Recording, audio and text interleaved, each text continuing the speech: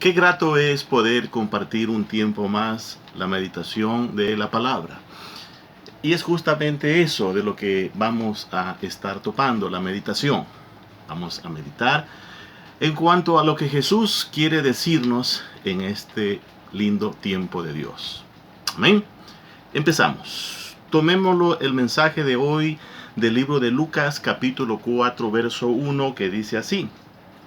Pero antes de leerlo quiero por un segundo pedirle al Dios de los cielos que en su infinita misericordia nos dé sabiduría tanto para expresar y tanto para entenderlo. Padre, te doy gracias por este tiempo muy bonito y te agradezco por la oportunidad que me das a través de este medio poder exponer tu palabra, Señor. Gracias te doy en el nombre de Jesús. Lucas dice así, 1 en adelante. Jesús, lleno del Espíritu Santo, volvió del Jordán y fue llevado por el Espíritu al desierto. Por 40 días era tentado por el diablo y no comió ni bebió en aquellos días. Pues bien, primero tenemos que Jesucristo, antes de este tiempo de retirarse al desierto, Él es bautizado, nada menos que por Juan el Bautista, el profeta del arrepentimiento, el que le dijo a un pueblo lleno de pecado, arrepiéntanse porque el reino de los cielos se ha acercado, ¿no? Quería empezar a través de este profeta de Juan, para decirles igual, en el arrepentimiento de verdad, en un corazón contrito de verdad, un corazón humillado de verdad, es donde el Espíritu Santo habita. Ese es uno de los puntos más importantes, primordiales, diríamos la base, el arrepentimiento. Sin arrepentimiento no hay Espíritu Santo. El Espíritu Santo no es una persona que va y habita en un cuerpo que está sucio. Lavado por la sangre de Cristo es el lugar exacto donde Él habita. Pues bien, ¿pero por qué Jesús es tentado? Él es Dios. O Satanás es el más tonto de los tontos que se da cuenta que él no le va a ganar a Jesús. O Jesús quería darnos una lección a través de este tiempo, de estar retirado en el desierto. Un desierto donde suele ser cruel, frío, muy caliente en el día, muy frío en la noche, y fueron muchos días.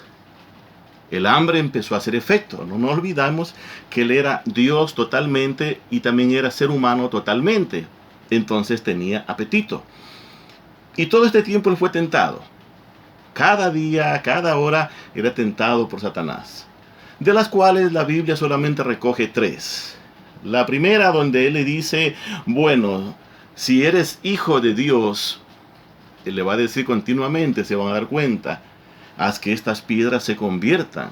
Y Jesús le responde, no solamente de pan vivirá el hombre, ¿no? Posteriormente viene la segunda, donde ya Satanás usa un versículo bíblico. Pero lo usa mal, dicho sea de paso. Porque le dice, párate en la parte más alta y bótate. Ese es el famoso Salmo 91. Muy lindo ese salmo. El Salmo 91:12 dice que a sus ángeles mandará. Pero el versículo dice cuando tropezares, no cuando cayeres. Hay una gran diferencia entre tropezar y caer abruptamente. El Señor muy astutamente se da cuenta del ardid artificioso del diablo y le responde que no lo tentarán al Dios de los cielos. Y es la única vez, como les dije, que él usa un versículo bíblico o la palabra, porque la usa mal. La pregunta es, ¿por qué Satanás usa mal este versículo bíblico? ¿Por qué? Él representa, no olvidemos, que él conoce la Biblia todita. Se la conoce todito los 66 libros de memoria, todo lo puede citar, pero no tiene discernimiento. El discernimiento de la Biblia o de la palabra nos lo da Dios a través de su Santo Espíritu. Y la diferencia es que en Jesucristo habitaba el Espíritu Santo y el espíritu de este mundo, que es el de Satanás, habitaba en ese momento y por eso entendió mal ese versículo, entendió mal la palabra y la aplicó mal. Por eso es los tropiezos, por eso las religiones, los fundamentalismos, las sectas, los sectarios. Muchos se preguntan, y bueno, ¿por qué Dios formó esta religión? ¿Por qué formó esta A o B religión? Bueno, Dios no forma religiones. Esos son los puntos de vista de los hombres con respecto a la Biblia. Lo que ellos piensan de la Biblia, usando mal los versículos bíblicos. Les pongo un ejemplo. A o B religión, no doy nombre, no quiero ofender idiosincrasias, ni pensamiento, ni religión, ni postura, ni doctrinas. Pero A o B religión prohíbe que se use la sangre como transfusión para darle vida a otra persona. Ellos se basan en un versículo y en base a eso fomentan una religión. Otra religión dice que si toma café está en pecado. O sea, ¿sí se dan cuenta que cuando por culpa del uso personal, o como anteriormente hablábamos sobre que dice que en base a un versículo se va a tener que dar el diezmo, la ofrenda, y el pobre gente se queda pelada sin dinero y todo eso? Entonces toda esa presentación artificiosa, mal usada, a interés propio, a conveniencia, porque no nos olvidemos que los intereses de por medio de los hombres siempre estuvo y estará de por medio en la Biblia. Pero eso es el problema de los hombres, no el de la Biblia ni de Dios. Todos los 66 libros bien usados, bien expuestos para el interés personal, para mi interés como hijo de Dios, son excelentes. En esa presentación, entonces, yo me puedo gozar en la palabra, la puedo disfrutar, así como mi Jesús, a través de la palabra, lo cayó al diablo, porque él siempre la usó mal. Ya les acabo de explicar que lo tenta a Jesús todavía y le dice, bótate. Y le dice el Salmo 91, pues no como le estoy diciendo insistentemente. Por un versículo, él ya quería formar una religión. Dicho sea de paso, él es el que fundó todas las religiones del mundo, en base a o B versículo, mal usado sea por cierto. Porque cuando uno usa bien toda la Biblia, como Dios quiere hablarnos, yo les digo, los mejores tiempos de mi vida me la paso cuando disfruto leyendo la palabra de Dios. Les soy sincero. En la madrugada, cuando la expongo escribiendo, o cuando estoy hablando de la misma. Me hace muy feliz. Pero mal usada, es ahí entonces está la aclaración. Ahora bien, ¿por qué se va al desierto? ¿Por qué en el desierto lo bautiza el Espíritu Santo a Jesús, luego se va al desierto? El desierto, ¿qué es el desierto? El desierto es el lugar desolador, como les dije, donde hace frío y calor excesivo, los extremos. Hay culebras, hay serpientes y todo eso que es malo, ¿no? Entonces dice, bueno, ¿yo qué tengo que ver con un desierto? El desierto de tu vida, el que estás pasando por hoy. Buena parte de la humanidad está pasando por un desierto. Los desiertos son necesarios. Dios nos expone a los desiertos. Sin un desierto no puede haber la salvación. Porque es cuando uno toca fondo, es que uno alza la mirada a los cielos y dice, Señor, en alguna parte habitas, estoy necesitado de ti. Entonces cuando uno está expuesto al desierto, en el desierto uno va a clamar. Uno necesita de la presencia de Dios. El desierto, bueno, me viene a la mente ahorita, son los desiertos en los hospitales. Los desiertos en los bancos donde no hay préstamos, los desiertos cuando cierra la empresa y se acaba el trabajo, los desiertos en los gobiernos que hacen maldad a su pueblo, y infinidad de desiertos provocados.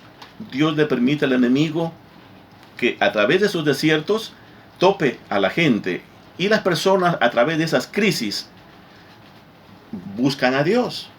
Los países enteros han quebrado, economías han quebrado, familias han quebrado. En la historia, a lo largo de la historia, todos los reinos, todos los imperios cayeron. Hombres que parece que nunca iban a caer en la historia, cayeron. Entonces, tú dices, bueno, estoy atravesando por un desierto, no lo sé, tú lo sabes, no le pongo nombre, tú ponle nombre. El desierto que estás atravesando en este momento, si no lo tienes, gloria a Dios. Eres la persona más feliz y libre de debilidades y libre de sufrimiento. Pero si estás pasando un desierto, entonces para ti este mensaje. Quien quiera que sea tu posición. Ese desierto que estás pasando es doloroso, es triste. Si no estás de la mano de Jesús. Estás en las proximidades a salir de un desierto.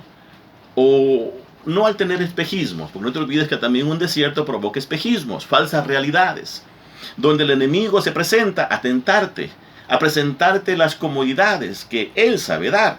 Y en ese espejismo tú vas a aceptarlo a él. tú vas a aceptar esas comodidades, esa forma de vida que no está bien. O tú vas a decir como dijo Jesús, vete, Satanás. Cuando le digas eso a la tentación que estás pasando, porque probablemente vas a tomar decisiones que no son buenas en tu desierto.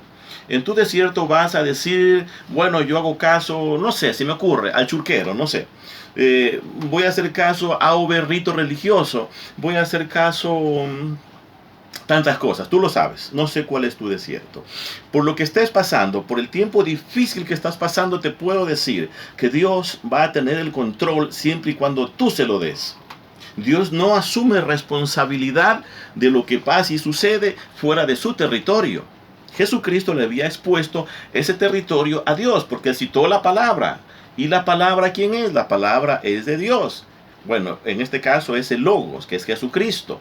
Entonces, cuando tú te pones en las buenas manos de Jesús, déjame decirte que se cumple la palabra de Juan 1:12, que es muy lindo. Mas todos los que vinieron a él fueron hechos hijos de Dios. Primero, hay un error muy grave. Mundialmente se dice que los hijos de Dios son todos los 7.000 millones de seres humanos que habitan el planeta Tierra. La respuesta es no. Uno muy rotundo. Número uno, a través, como les expliqué, de las religiones y los ritos no te constituyes en hijo de Dios. No por haber nacido en una nación supuestamente religiosa, culturalmente cristiana, eres hijo de Dios. No te olvides que en el principio, en Génesis, Dios dijo, en la creación hágase el hombre. Y cuando se hizo el hombre cayó en rebeldía, cayó en pecado, porque le desobedeció. ¿Le hizo caso a quién? Al tentador. Ahí empezó la maldad entonces. Entonces en ese momento Dios los bota del jardín, del huerto, los deja afuera. Afuera ya no son parte del reino. No te olvides que, como les estoy diciendo ahora, Juan el Bautista era el que decía, arrepentíos. ¿Por qué? Los que se arrepienten y se vuelven a Dios en un acto muy contrito de humillación, Él te espera con los brazos abiertos y a través de la cruz te constituyes en hijo. Les acabo de decir un versículo, más todos los que le recibieron les dio la potestad de ser hechos hijos de Dios. 1:12. Potestad, poder, autoridad, nombramiento, ¿no? Es como una adopción. Dios adopta a sus hijos a través de Jesús. No los adopta a través de Mahoma, no los adopta a través de los fariseos, no los adopta a través de la religión A o B de tu país. No sé cuántas religiones tengas en tu país. Aquí ya tengo algunas. No eres adoptado porque el punto es este. Ni Mahoma, ni Confucio, ni Buda, ni Krishna, ni ninguna de estas personas estuvieron en la cruz. En la cruz estuvo solamente Jesucristo. Cuando Él muere, entonces a través de Él está en la cruz. Imagínate, Él está falleciendo. 3 de la tarde, se acabó todo, yendo a las 4. Una nube oscura. Dice que la tierra botó sus muertos. En el templo, la cortina se rompe en 2. El sacerdote ya puede, que antes le era prohibido entrar al lugar santísimo, ahora nosotros ya podemos entrar ante la presencia de Dios. ¿Pero qué cortina se rompió? Jesús en el Gólgota. Él se rompe, se parte su corazón y dice, Padre, consumado está. Entonces, digo esto porque estamos en las postrimerías días de que venga la famosa Semana Santa, de la que tanto se habla religiosamente en muchos países, pero no se entiende el trasfondo, no se está entendiendo qué pasó, qué sucedió. Entonces quedé en que Adán ya pecó, él nos pone la maldición, quedamos desheredados y viene la famosa maldición hasta que nace Jesucristo. Entonces Él rompe todo ese sello, Él acaba con todo ese poder del enemigo y desde ahí entonces somos aceptos ante el Padre aquellos que nos acercamos a Jesús.